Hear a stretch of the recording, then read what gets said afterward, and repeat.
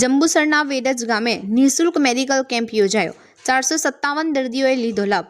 ગઈકાલે તારીખ 20/1/2026ના રોજ જંબુસર તાલુકાના વેડજ ગામે પીઆઈ ફાઉન્ડેશન અને EMRI ગ્રીન હેલ્થ સર્વિસીસ 108ના સંયુક્ત ઉપક્રમે એક ભવ્ય નિઃશુલ્ક નિદાન કેમ્પનું આયોજન કરવામાં આવ્યું હતું।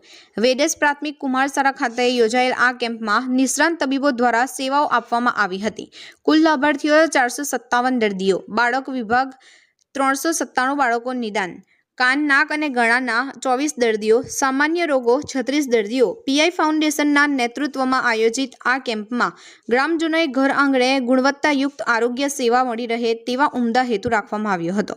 108 સંસ્થા અને ફાઉન્ડેશનના સહયોગથી આ કેમ્પનું સફળતાપૂર્વક સંચાલન કરવામાં આવ્યું હતું, જેનો મોટી સંખ્યામાં લોકોએ ઉત્સાહભેર લાભ લીધો હતો। મારું નામ રંજન રોહિત છે। હું MHU PIF2ની અંદર ફરજ બજાવું છું। જંબુસર તાલુકાના વેડજ ગામની અંદર પીઆઈ ફાઉન્ડેશન અને EMRI ગ્રીન હેલ્થ સર્વિસ 108 દ્વારા બાળરોગ તથા કાનના ગળાના રોગનો નિઃશુલ્ક કેમ્પ રાખવામાં આવેલ હતો। આ ઉપરાંત આ કેમ્પની અંદર 457 જેટલા દર્દીઓએ લાભ લીધો હતો।